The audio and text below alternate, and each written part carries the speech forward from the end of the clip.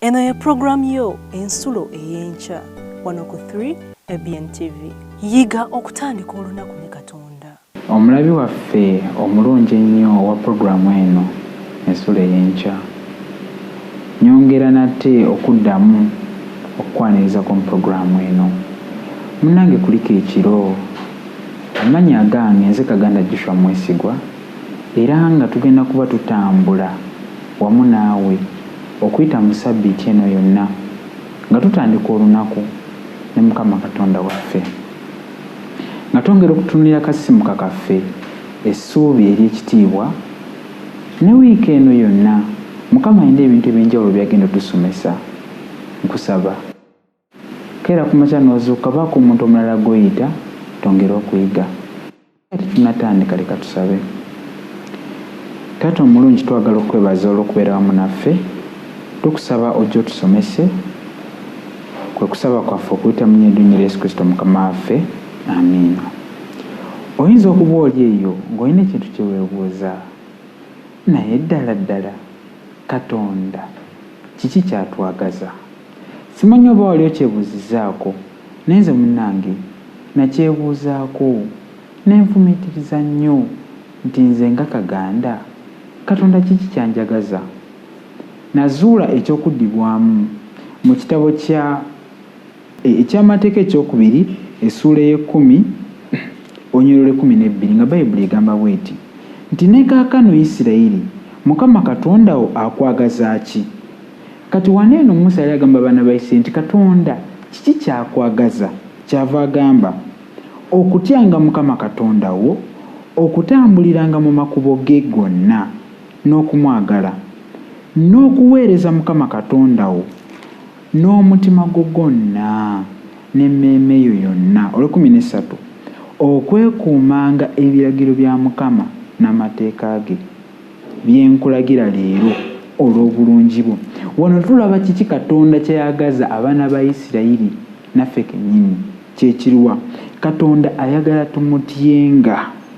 Katonda waffe ayagala tutambulire mu makubo ge gonna n'okumwagala. Owooluganda, okutambulira mu makubo ga Katonda n'okumwagala, Katonda tatugamba bugambi kola kintu kino, wabula ateekawo engeri okakasa nti ekyo kyatwagaza gwe nange tukituukako. Mu kino nno kye yasookera ddala okukola kwe kusindika omwana we ajje afe. Nga lwaki afa? Olw'ekibi kye twali tukoze, twali tusaana kufa. Kyava asindika Yesu Kristo najja n'afa ebibi byaffe biveewo. Ekyo kyali tekimala kubanga kyali tekigasa nga nze siina ngeri gye ŋŋenda kutya Mukama Katonda. Kyava akola ekintu ekyokubiri kwe kutuwa omwoyo we omutukuvu. Leero ekyokuyiga kyaffe kiriko omuto ogugamba nti ekirabo. Simanyi oba gwe olina omuntu gwe wali owadde ku kirabo. Simanyi oba waliwo omuntu eyali akuwadde ku kirabo. Waliwo olugero olugamba nti waliwo omusajja yali muyindi, yali musajja enjogera ennaku zino goyinza okugamba businessman. Mukyala we yali aweza emyaka 40. Omanyi kyeyamuwanga ekirabo?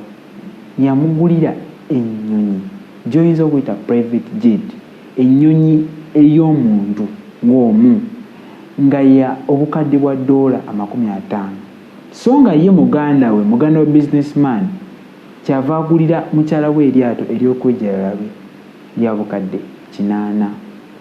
Ebirabo bino byabiwa, tetuganye birabo birungi, naye waliwo ekirabo Katonda waffe kye yatuwa tusobole okuyita mu nsi eno, tusobole okutuukiriza ekyo Katonda waffe kyatugamba. Leka tubikuleko mu kitabo kya Luka essuula ya 11:13. Luka 11:13. Nkugambye ejja kunkola bulungi nnyo singa Bayibuli yo ekuli kumpi. Luka 11:13 agamba bw'ati, kale obanga mmwe ababi mumanyi okuwa abaana bammwe ebirabo ebirungi, talisinga nnyo Omwoyo Omutukuvu abamusaba? Atandise agamba nti kale kiba kitegeeza bw'abadde tannaba kugamba kigambo ekyo kale alina byasoose okwogera.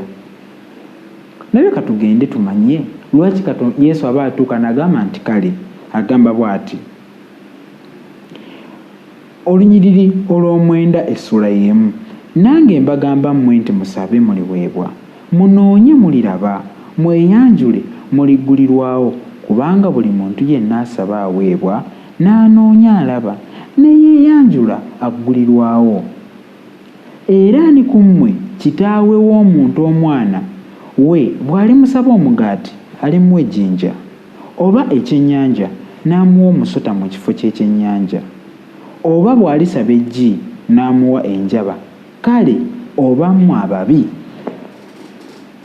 Owooluganda simanyi oba olina omwana oba tolina, naye ekintu kimu kyemmanyi, waakiri afazaali waliwo omuntu eyali abaddeko ekintu kyakusaba. Mu mbeera eno gye tulimu oyinza okuba tolina, mu ngeri eyo ojja kumugamba nti sikola ntya, sirina. Wabula omuntu tasobola kusaba kintu kirala ate gwe n'omuwa ekirala.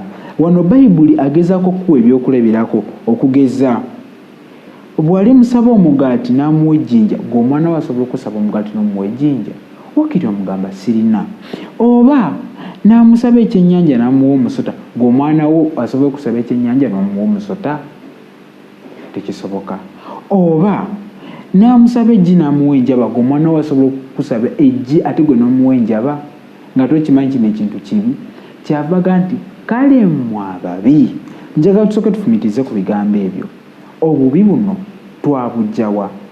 Bayibuli etulaga bunnyo mu kitabo eky'olubereberye ti ku lubereberye buli kimu kyali kirungi. Adamu ne Eva baali bakubeera mu bulamu bulungi. Lwaki? Bayibuli etulaga nti Katonda yali yabatonda olw'ekitiibwa kye. Ndi mu kitabo kya Kubikula essula ya 4 olunyiriri 11 nga lugamba nti byonna byatondebwa olw'ekitiibwa kya Katonda. Ekitiibwa kya Katonda bwe bulungi bwe, baali balina kubeera mu nsi muno nga balungi. Wabula Bayibuli etugamba mu kitabo ky'Abalumi essula ya 6 olunyiriri 16 nti oyo gw'osazeewo okuweereza yafuuka mukamaawo, gw'osazeewo okuwuliriza yafuuka mukamaawo. Ki ekyatuukawo? Adamu yali alina okukakasa nti awulira Mukama Katonda asobole okubeera mu bulamu Katonda bwe yali amwagaza, oba awulira omulabe Sitaani. Unfortunately Adamu yasalawo awuliriza omulabe Sitaani. Era olwawuliriza omulabe Sitaani, olwo nno ekigendererwa kya Katonda eri omuntu ne kifa, ekigendererwa kya Sitaani nga kwe kuzikirira eri omuntu ne kituukirira. Adamu eyali amanyi obulungi n'atandika okubeera naturally nga si mulungi, amanyi obubi n'obulungi. Nga kituufu amanyi obubi n'obulungi, wabula ng'ate yeesanga akoze ekintu ekibi. Kale mmwe ababi, nti kale ffe ababi mu butonde, ffe ababi mu butonde bwe tuba tusobola okuwa abaana baffe ebirungi. Ebirungi bye biriwa? Mu mulembe guno ebimu ku bintu bye tulabanga ebirungi kwe kusoma. Nze taata wange yansomesa, mwami bamuyita Kaganda Gervas, atudde ku mutala w'e Katega. Yantwala mu masomero, si lwa kubanga yali alina ssente nnyingi, nedda, wabula yali anjagaliza ekirungi. Ate naawe okimanyi nti kyenjogerako kituufu. Oyinza okuba oli mwana, oyinza okuba oli muzadde. Mukama Katonda waffe naye bw'atyo bw'agenda okutuwa ebirungi. Nti ffe ababi bwe tuba tumanyi okugaba ebintu ebirungi, bw'oba wali olisembize ku kirabo, watunulira ekirabo ng'olabira ddala kirungi, oba wali ogabye ku kirabo, nti kale ffe bwe tuba tumanyi okugaba ebirungi, Bayibuli eyongerayo n'etugamba, talisinga nnyo kitaffe ali mu ggulu okuwa omwoyo omutukuvu abamusaba. Waliwo eŋŋombo y'ennaku zino egamba nti Mukama mulungi ennaku zonna Mukama mulungi. Kakati ffe ababi bwe tuba tumanyi okugaba ebirungi, Mukama Katonda waffe omulungi talisingawo okuwa ekiki. Alina ekintu kyeyogerako nti okuwa omwoyo omutukuvu abamusaba. Kiba kitegeeza nti omwoyo omutukuvu kye kirabo ekirungi Katonda kyawadde omuntu. Kati njagala tusooke tufumitirize ku kintu kino, omwoyo omutukuvu. Gwena oyinza okuba oliyo nga weebuuza, kati omwoyo omutukuvu y'ani? Bayibuli etugamba bw'eti, tugende ffenna mu kitabo kya Yokaana ekitabo kya Yokaana essula ya 14 olunyiriro 16 agamba bw'ati, nange ndisaba Kitange naye alibawa omubeezi omulala abeerenga nammwe emirembe n'emirembe, Omwoyo ow'amazima ensi gwe teyinza kukkiriza kubanga temulaba so temutegeera, mwe mumutegeera kubanga abeera gye muli era anaabanga mu mmwe. Wano Yesu agamba nti tagenda tulekirira ffekka, agenda kutuwa Omwoyo Omutukuvu. Omwoyo Omutukuvu ono kirabo ky'amaanyi nnyo okuva eri Mukama Katonda waffe. Omwoyo Omutukuvu ono bw'ajja, kiki kyakula mu bulamu bwaffe? Kikyakola mu bulamu bwo? Bayibuli yemu yetugamba mu kitabo kya Yokaana essula ya 16 olunyiriro 8 agamba bw'ati, ye bw'alijja, ayogera ku Mwoyo Omutukuvu nti ye bw'alijja alirumiriza ensi olw'ekibi. Kakati Omwoyo Omutukuvu kino ekirabo Katonda waffe kyatuwadde, bw'ajja alumiriza ensi olw'ekibi n'olw'obutali butuukirivu n'olw'omusango. Biri ebintu bisatu: alumiriza ensi olw'ekibi, alumiriza ensi olw'obutali butuukirivu, alumiriza n'ensi olw'omusango. Kya mukisa mubi nnyo nti omulembe guno gwe tulimu abantu bakakaatika ku Mwoyo ebintu by'atakola. Bingi nnyo obimanyi by'atakola. Bagamba nti Omwoyo abaleetera okugwa ne bagwa ebigwo. Omwoyo talina muntu gw'asuula kubanga ogwo si mulimu gwe. Omwoyo omulimu gwakola kwe kulumiriza olw'ekibi, olw'obutuukirivu n'olw'omusango. Katuddeyo mu kitabo kyaffe eky'amateeka twasomye nga Bayibuli etulaga nti Katonda kyatwagaza kwe kutya Katonda. Omwoyo ono omutukuvu alina okutulumiriza olw'obulungi, olw'obutuukirivu, ng'obutuukirivu buno ekimu kukikola obutuukirivu kwe kutya Katonda, ekimu kukikola obutuukirivu kwe kutambulira mu mateeka ge. Kati omwoyo bw'oba tomuyina, toyina ngeri gy'ogenda kutuuka wali Mukama Katonda waffe wakola atya, wakwagala. Alumiriza ensi olw'ekibi, alumiriza ensi olw'obutuukirivu, alumiriza n'ensi olw'omusango. Lwaki abalumiriza ensi olw'ekibi? Lwaki abalumiriza ensi olw'obutuukirivu? Lwaki abalumiriza ensi olw'omusango? Ayongera n'agamba ku lw'omwenda nti anaabalumiriza olw'ekibi, anaabalumiriza nkataddeko wanaaba basobola okukalaba, naye agamba olw'ekibi kubanga tebanzikiriza nze. Omwoyo Omutukuvu ajja gye tuli n'atulumiriza olw'ekibi kubanga tebamukkiriza. Kino nno kiraga ki? Nti abo bonna abakkiriza Mukama Katonda waffe bajja kwewala ekibi nga bwe bakola ki? Nga bwe basoboka. Olw'ekkumi, olw'obutuukirivu kubanga ŋŋenda eri Kitange so nammwe temukyandaba nate. Olw'omusango kubanga omukulu w'ensi eno asaliddwa omusango. Akuwa ensonga lwaki Omwoyo Omutukuvu akola by'akola: olw'omusango, olw'obutuukirivu n'olw'ekibi. Omwoyo Omutukuvu ekirabo ekiva ewa Mukama Katonda waffe bwe kijja kikola omulimu ogw'amaanyi ogutabangawo. Omuwandiisi w'akasimu kakaleero alina statement gye yakoze, yagambye nti Omwoyo Omutukuvu aleeta okubeerawo kwa Yesu mu bulamu. Owooluganda ali eyo, simanyi kiki ky'osinga kwagala mu bulamu buno, naye nze kintu kimu kye mmanyi: buli muntu ali ku nsi kuno kyayagala. Buli muntu ali ku nsi kuno ayagala obulamu, buli muntu ali ku nsi kuno ayagala okubeera omusanyufu. Era tulowooza nti bwe nnaazimba ennyumba ne nfuna omukyala ne nzaala abaana ne mbeera ne ssente, ekyo kye kigenda okumpa essanyu era bwe bulamu obusanyusa. Naye Bayibuli egamba nti atalina Yesu Kristo oyo talina bulamu. Obulamu bw'onoonya buli mu Yesu Kristo, obulamu bw'ennoonya buli mu Yesu Kristo. Kati Omwoyo Omutukuvu bw'ajja aleeta okubeerawo kwa Yesu, kikyategeeza nti aleeta obulamu. Ate Yesu bw'ajja tajja na bulamu bunakuwaza, tajja na nyiike, ajja n'essanyu. Aleeta okubeerawo kwa Yesu mu bulamu. Kikibaawo aleeta okubeerawo kwa Yesu mu bulamu? Ekiwa omukisa okufuna amaanyi ga Katonda agataliko kkumu. Amaanyi ga Katonda Yesu bw'ajja mu bulamu buno, bw'ajja mu bulamu bwaffe aleeta obulamu obutaggwaawo. Obulamu obutaggwaawo bwe bujja bujjirako essanyu, tebujja bwokka wabula bujjirako amaanyi ga Katonda mu bulamu bwaffe. omulabi waffe omulungi owa 3ABN jatugendeko mu kitabo ky'Abakolinso ekyokubiri essula ya 13 onyiro olwokuna. Abakolinso ekyokubiri essula ya 13 onyiro olwokuna gamba bw'ati: kubanga yakomerera olw'obunafu naye omulamu olw'amaanyi ga Katonda, kubanga naffe tuli banafu mu ye naye tuli babalamu awamu naye olw'amaanyi ga Katonda. Kakati wano akuwa ekyokulabira kakugamba, akuwa ekituukawo amaanyi ga Katonda bwe gabeera mu ffe nga bwe twategedde ekyatuuka ku Adamu. Ekibi bwe kijja ne kitutuula mu ffe twafuuka banafu. Olw'amaanyi ga Katonda tuddamu ne tubeera b'amaanyi, si lw'amaanyi gaffe. Kati ekirabo Katonda waffe kyatuwa ayagala tukakase nti tuddayo mu pulaani gye yali alina olubereberye awatali kubonaabona, okusinga byonna omuntu ng'abeera musenyu. Kati omwoyo ng'ekirabo Katonda kyatuwadde bwe kijja ne kitula mu ffe kireeta Yesu Kristo, kituwa amaanyi okubeera abalamu, amaanyi okuva mu bunafu.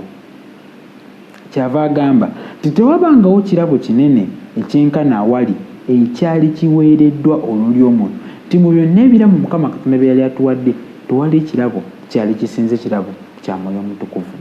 Njagala okifumiitirizeeko, olina mukwano gwo bw'obanga olikola ensobi, mukwano gw'ono akulumiriza olw'ekibi.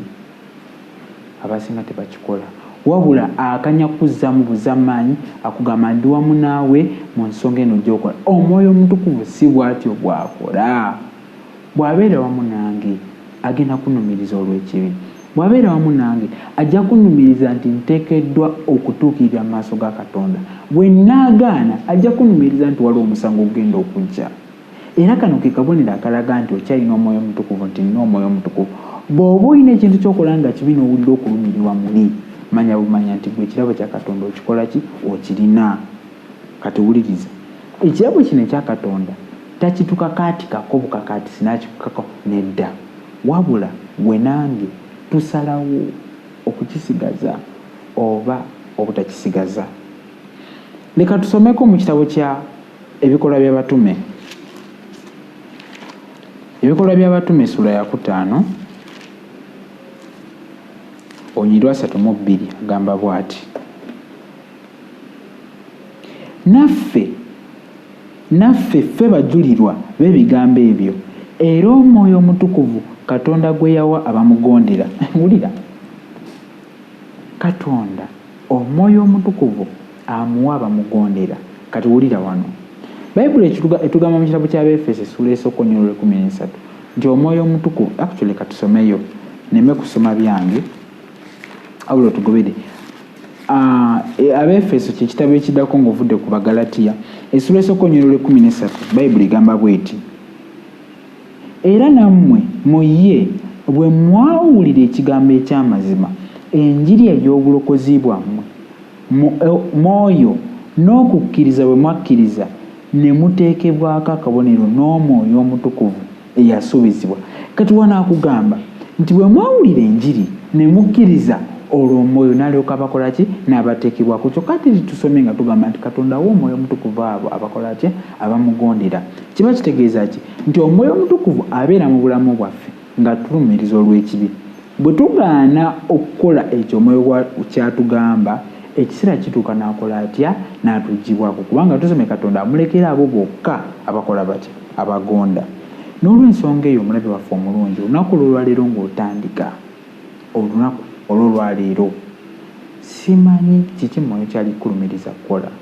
Ayinza okuba akulumiriza nti ku mulimu gy'oli beera mwesigwa. Oyinza okubeera businessman nga Mukama akwadde omukisa, n'akulumiriza n'agamba nti tokwata magoba mangi nnyo, abantu bawe, funamu amagoba naye nga si mangi nnyo. Ayinza okuba akulumiriza nti apaana munnange, beera n'omukyalo omu, tolengerako mukazi mulala. Ayinza okuba akulumiriza nti olunaku olwaleero tobeera mwenzi. Ayinza okuba akulumiriza nti kituufu akyawagana n'ekitawo, kitawo yalina ekintu kyeyakola, owulira obusungu ku mutima, oba mugandawo oba mwannyinaze oba maamawo, ng'akugamba munnange kyalira ku muntu oyo. Ayinza okuba akulumiriza nti waliwo oluganda omu, muganda wo mukwano gwo alwadde, genda omukyalireko. Olunaku olwaleero kola ekyo omwoyo kyagambirwa ki kubanga bw'otakikola ekirabo ekituweereddwa kubanga ekirabo kino kituweereddwa ku bwerere twateekayo ssente kubanga bw'oba ogula bayibuli eno ogenda n'owaayo ssente kati bw'owaayo ssente bayibuli eno efuuka yo kyoyagala kyogikola abamu basobola n'ogikulamu empapula abamu tagisoma naye singa bayibuli eno eba ekuweereddwa buweerwa muntu nti yiiyo omuntu ono waddembe okujja naddamu n'agikola kinagikugjako kubanga ekisooka si gwe yamugamba agikuwe ekyokubiri alabye nga togikozesa kyeyakola omwoyo omutukuvu tetulina ssente zetwawaayo okumutuweebwa olw'okubanga tetulina ssente zetwawaayo tuweebwe omwoyo ono omutukuvu kyekyatuukawo oba kyekituukawo era bwe tutakula ekyo omwoyo omutukuvu kyatugambye omwoyo omutukuvu oyo atukola atya atugibwako kankuwa ekyokulabirako agamu ku maanyi omwoyo omutukuvu gakola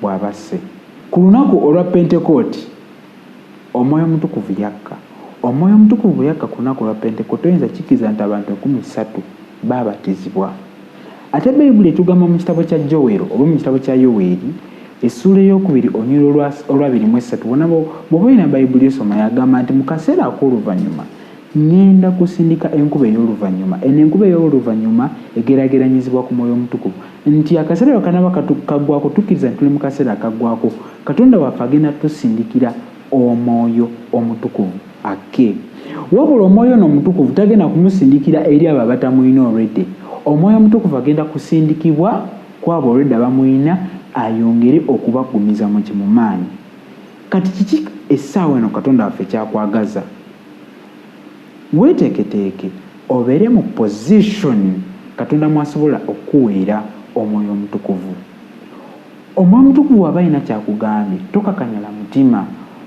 by the way ebimu ku bintu omwoyo omutukuvu byakolako okugonza emitima gy'abantu egikoze egikakanyadde tokakanyala mutima weeteeke mu position entuufu omwoyo omutukuvu mwanaakusanga oluganda ompulira olunaku olwolwaleero kitandika na leero ng'otambula omwoyo omutukuvu n'abaako ekintu kyakujjukiza n'ogamba kankole ekibuuzo omwoyo omutukuvu ayogera ata naffe omuwandiisi omu awandika n'agamba nti omwoyo omutukuvu ayogera naffe ng'ayita mu kyetuyita consciousness yo nekugamba nti munnange awo toyitawo tokalubya mutima ate n'okola kinooyitawo n'olw'ensonga eyo olunaku olwo olwaleero ekirabo katonda kyatuwa ekyobuwanga ye omwoyo omutukuvu ekirabo katonda kyatuwanga kyekyomwoyo omutukuvu yanjuluza emikono gyo kisabe kuba bayibuli etugambye nti katonda taasingewo okuwa omwoyo omutukuvu abo abamusaba fukamira wansi ogambe mukama katonda wange mpa omwoyo wo omutukuvu annumiriza olw'ekibi ate bw'annumiriza olw'ekibi nkole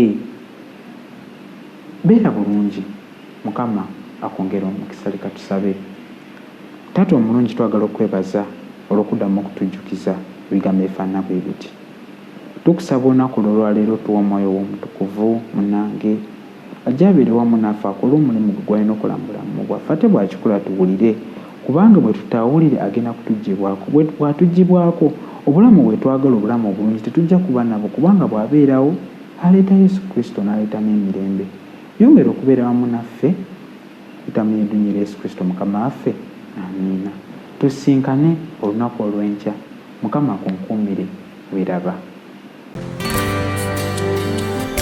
yiga okutandika olunaku ne katonda olwo nno ebisuubizo bye birabike gy'oli